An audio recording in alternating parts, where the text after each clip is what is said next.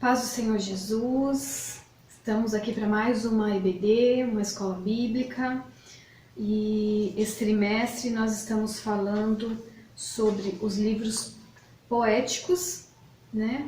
Semana passada a Miriam já começou dando aula, falando sobre Jó, e hoje nós vamos falar um pouquinho mais a respeito de Jó, mas esse trimestre nós vamos tratar a respeito dos livros poéticos, né? Fala-se que são poéticos porque são escritos em formas de cânticos ou literatura poética. E também são conhecidos como livros sapienciais ou livro sapiencial, né? Essa palavra que ela é derivada de sapientia, que é uma palavra latina, que significa sabedoria, ou seja, livros de sabedoria. Então, essa divisão aí na nossa Bíblia são 5 livros que fazem parte aí dos livros poéticos, que são Jó, Salmos, Provérbios, Eclesiastes e Cantares. Então, o livro de Jó fala a respeito da sabedoria no sofrimento humano. O livro de Salmos, que fala a respeito da adoração. O livro de Provérbios, que é um manual, né, de como nós devemos viver, podemos viver melhor a nossa vida durante essa terra. E o livro de Eclesiastes, que fala sobre o sentido da vida, ou seja, é uma sabedoria para os jovens. E o livro de Cantares, que fala sobre o amor, sobre o relacionamento entre homem e mulher, né, conjugal. Então, através dos livros poéticos, que são livros que falam, que tratam das experiências humanas, nós podemos ver, Deus deixa bem claro o quanto Ele se importa com todas as áreas da nossa vida, o quanto Deus se importa com os nossos sentimentos, com aquilo que nós pensamos, com aquilo que nós passamos e com o que nós sentimos. Então, semana passada, como eu disse, a Miriam falou sobre Jó, sobre a integridade de Jó, sobre como ele era um homem próspero e sobre o testemunho que Deus, o próprio Deus, deu acerca de Jó. Hoje nós vamos falar sobre as adversidades que Jó passou. E quantas lutas Jó passou, hein? Nós vamos falar sobre isso e sobre como Jó enfrentou e passou por tudo o que ele sofreu, todo o sofrimento da vida de Jó. Então, a nossa base para o estudo de hoje está em Jó 2, versículo 10, a parte B. Para um pouquinho aí o vídeo, se você não pegou a sua Bíblia, vai pegar, ou se você está com a sua Bíblia em mãos, abre lá no livro de Jó para você acompanhar.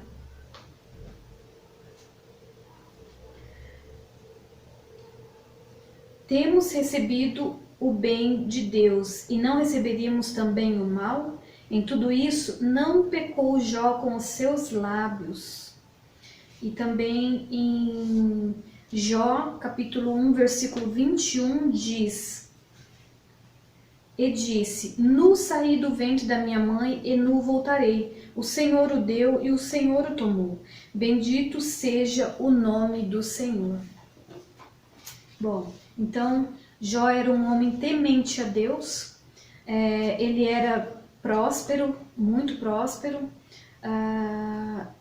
Ele era muito próspero em todas as áreas da sua vida.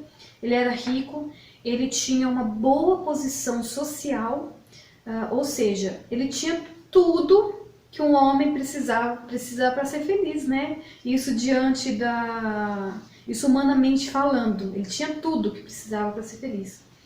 Bom, só que a vida perfeita de Jó estava para sofrer uma reviravolta e chegar ao dia mau. Então, diante disso, nos fica um questionamento. Por que um homem justo passa por dificuldades tão grandes como Jó passou? Lá em Efésios, capítulo 6, o versículo 13, fala a respeito da armadura de Deus.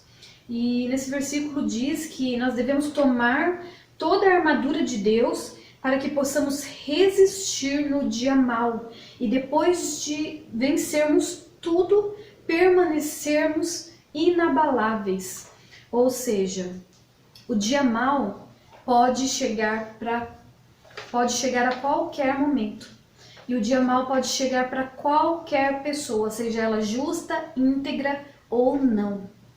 Então, nós pensando assim, que tudo que Jó passou, mas nós também podemos pensar que, como uma criança, se ela não pisar descalço no chão, se ela não tiver contato com poeira, se ela não pegar nenhum ventinho gelado, como o organismo dela pode criar naturalmente um mecanismo de defesa? Como ela pode criar os anticorpos, né?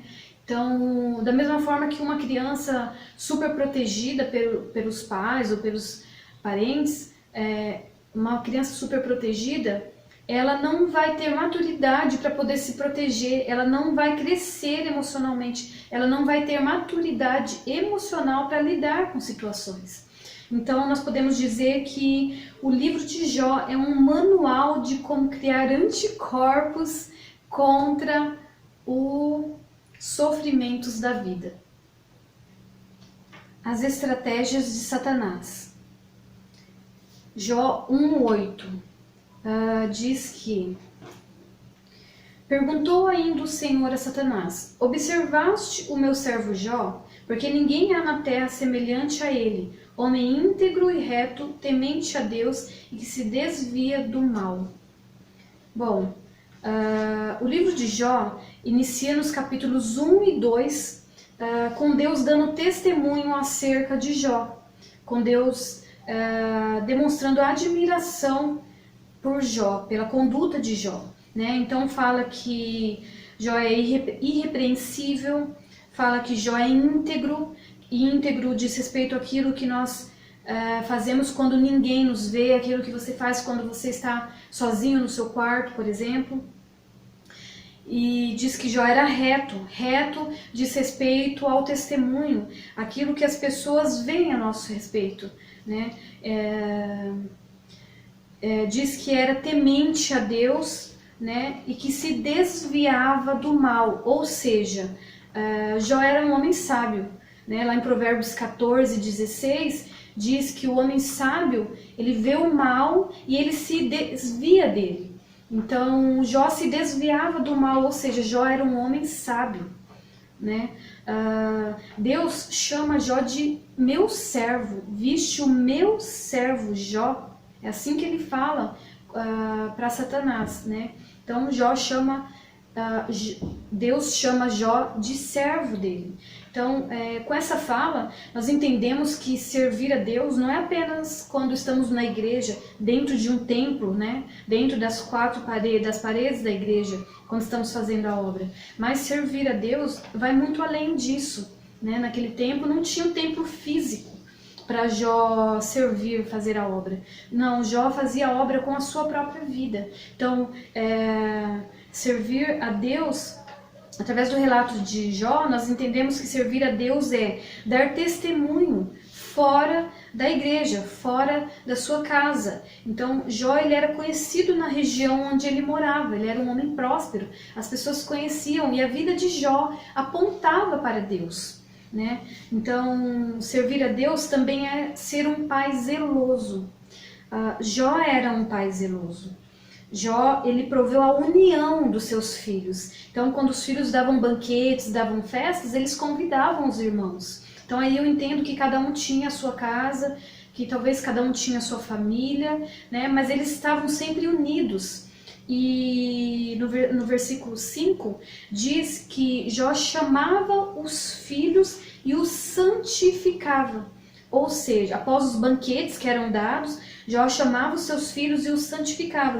Eu entendo que Deus corrigia os seus filhos naquilo que eles pudessem ter feito de errado, nas atitudes que ele talvez chegasse para ele alguma atitude que algum filho cometeu de errado. Então, Jó, ele corrigia os filhos. E também Jó, ele servia a Deus sendo um sacerdote dentro do seu lar.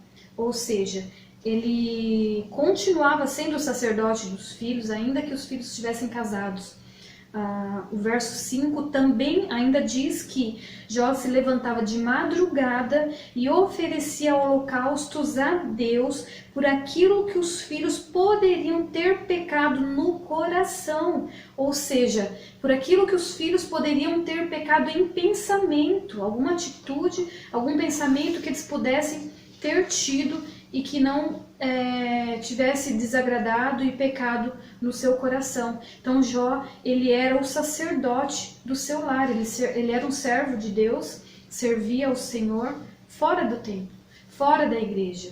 Ele era um sacerdote no seu lar. Então, o inimigo não poderia ficar contente com tudo que Deus falou a respeito de Jó, né? E a resposta de Satanás para Deus é que Jó tinha tudo.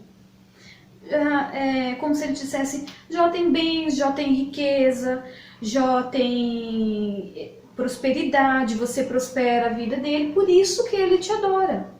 Então, foi mais ou menos isso que Satanás quis dizer quando respondeu a Deus a respeito de Jó, né? Então, Satanás, ele insinua duas coisas através dessa fala: que Deus precisa subornar as pessoas com bênçãos para que ele receba adoração. Isso.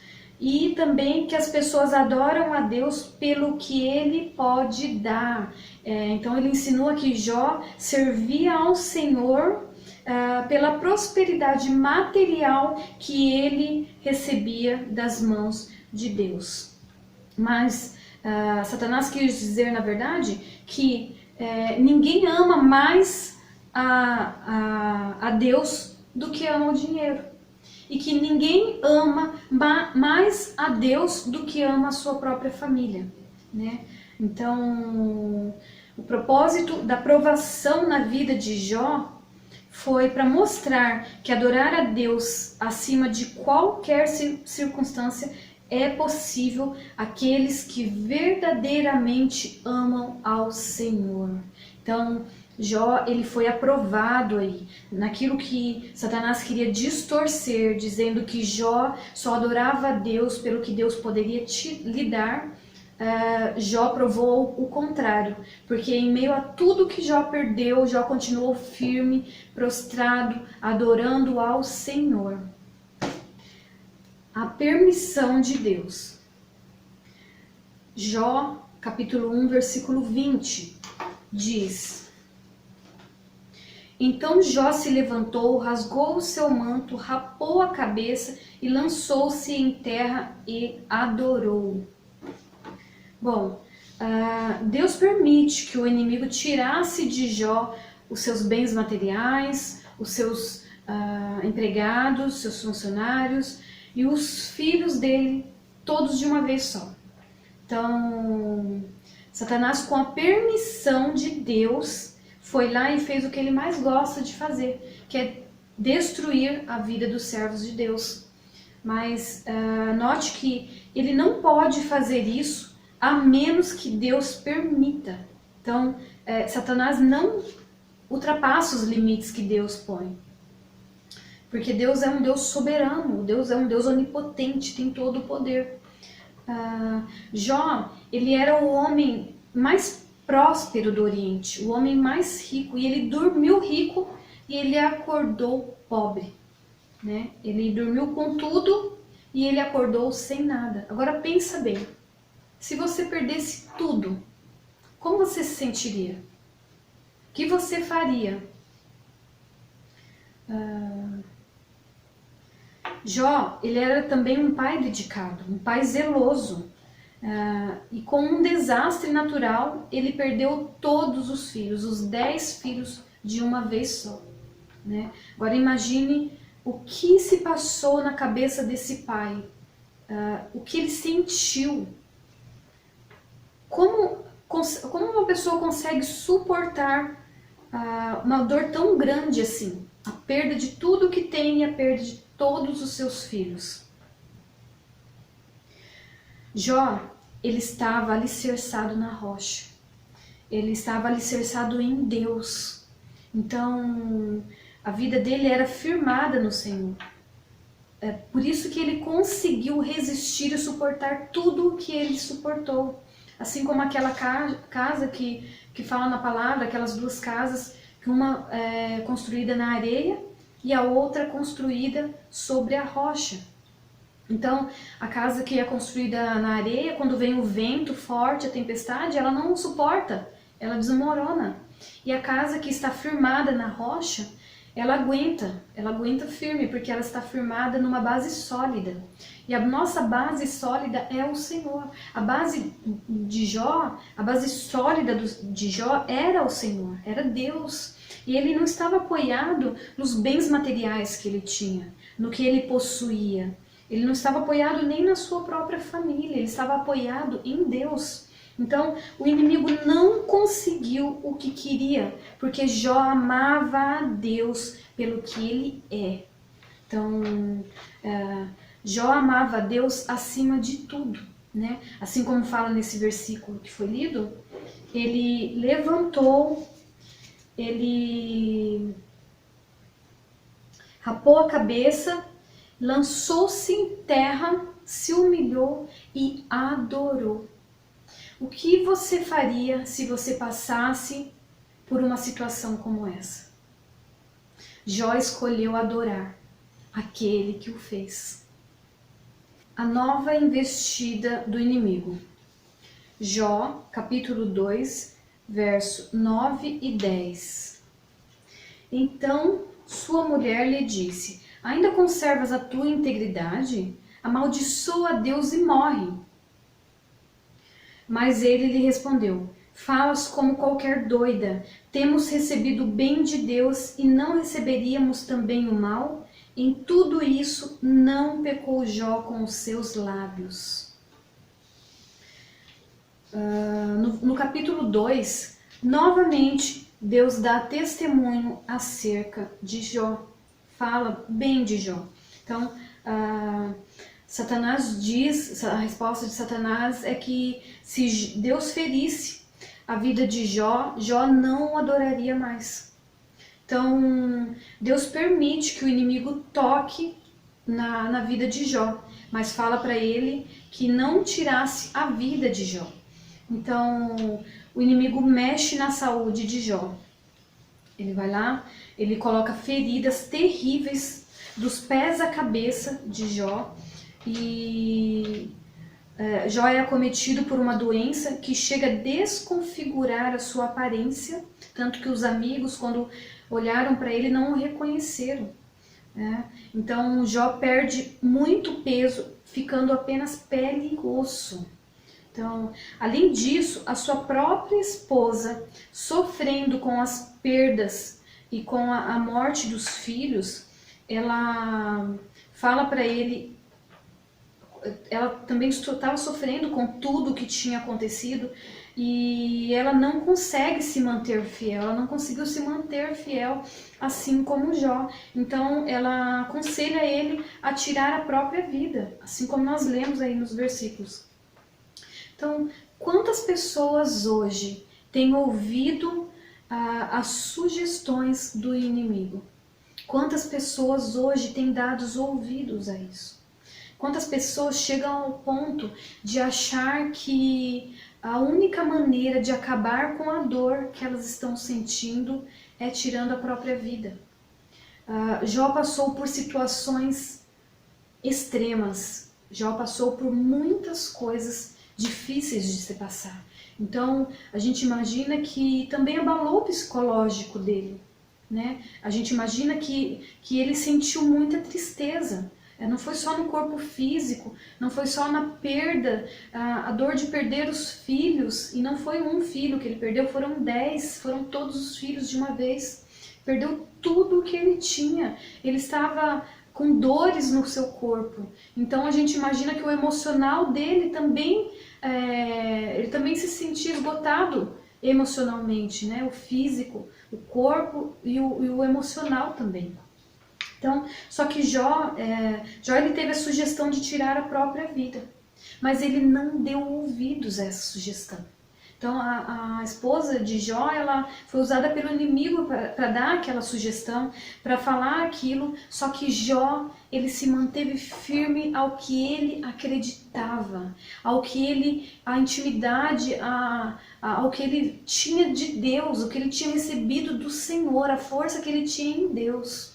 Então, Jó, ele responde à esposa, eu aceitei o bem do Senhor, eu não vou receber, não vou aceitar o mal.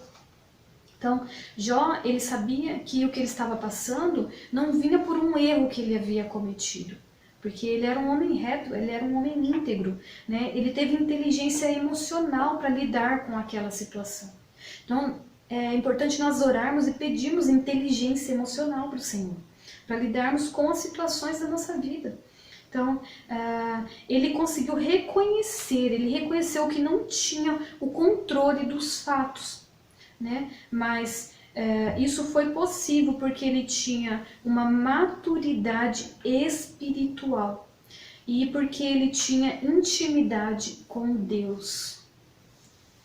Bom, Satanás foi envergonhado naqueles planos, os planos dele foram frustrados, ele foi envergonhado em tudo que ele intentou contra o servo do Senhor, contra o servo de Deus, né? Jó, ele tinha um caráter reto e ele tinha um caráter firmado. Então, ele não se desviou nesse momento da dificuldade, ele não se voltou contra o Senhor. Jó, a palavra diz que em meio à perda as suas perdas e à morte dos filhos, ele se prostrou e adorou. Então, tá aí um exemplo para a gente seguir. O momento da dificuldade, o momento das adversidades, das lutas que vêm contra nós, nós temos que adorar ao Senhor, continuarmos firmes no que nós acreditamos e adorando ao Senhor. Jó, quando ele ficou enfermo, ele reconheceu a soberania de Deus diante da dor, diante da enfermidade. Então, estava provado. Ele amava a Deus acima de todas as coisas. E ele amava a Deus pelo que Deus é, pelo que Deus era, pelo que Deus é. Na aula de hoje, nós vimos que, mesmo perdendo tudo o que tinha, seus bens, seus filhos, a sua saúde, mesmo sem entender o porquê de tudo o que ele passou, Jó confiou e se manteve fiel. E, acima de tudo, ele não negou a sua fé. Bom, nós vimos que o nosso temor a Deus não nos deixa imunes a passar pelo dia mau. E o dia mau pode chegar aos justos e aos íntegros também. Então, só que esse temor, ele nos fortalece para passar pelas aflições. Bom, Jó, ele passou por tudo isso porque a sua fé era sólida. A sua fé não estava baseada em posses ou até mesmo na sua família. A sua fé estava baseada em Deus. Então, ele conseguiu passar por toda a aflição. Bom, a fé dele foi construída e firmada em tempos de calmaria. Não espere o mar ficar revolto. Não espere a tempestade chegar para você buscar a Deus, para você se firmar, para você ter intimidade com o Senhor. Em falando nisso, nós estamos aí numa semana de consagração com os adolescentes e busque mesmo a face do Senhor, busque mesmo a presença do Senhor, aproveite esses momentos para chegar mais perto do Senhor, achegue-se mais ao Senhor e no momento da dificuldade você vai conseguir passar por tudo sem reclamar, sem murmurar, entendendo que Deus é soberano, você vai conseguir passar da melhor maneira possível. Bom, que Deus abençoe. A minha oração é para que você se firme no Senhor e para que você, em tempos de crise, em tempos de dificuldade, se lembre do Deus que você serve, aquele que é soberano, nosso Deus e nosso Pai, e que Ele cuida de nós, ainda que nos momentos da aflição. Para terminar, eu queria deixar aqui um desafio para vocês, né? Nós estamos estudando aí os livros poéticos esse trimestre e eu gostaria que vocês, eu sei que vocês gostam muito de poesia, né? E eu gostaria que vocês escrevessem poesias, tá? Escrevam suas poesias, enviem para mim, enviem para a Miriam. E nós vamos levar isso para uma bancada julgadora, tá? Nós vamos ver aí algumas irmãs que podem nos ajudar com isso, algumas irmãs que são profissionais nessa área, que podem nos ajudar. Não somos nós que vamos escolher o ganhador ou a ganhadora, tá? E aí as duas poesias escolhidas vão ganhar um prêmio. Depois nós abrimos aí qual vai ser a premiação. Mas participe. Peça, ore a Deus, leia os livros poéticos, né? Leia aí Salmos, Jó, Cantares, Eclesiastes, Provérbios. E aí se inspire nesses livros e escreva a sua poesia. Peça a orientação do Espírito Santo. Escreva a respeito de algum desses livros ou escreva a respeito da sua própria vida, mas na direção do Espírito Santo. E eu creio que vai ser uma bênção. Já estou curiosa para ver as poesias que vocês vão mandar. Eu sei que vocês gostam, que nós temos aí compositores, né? E eu aguardo aí a sua participação nesse desafio da poesia. Que Deus abençoe a sua vida. Tenha um ótimo domingo, uma ótima semana. Que Deus se revele cada vez mais a você. Fique na paz, que Deus abençoe.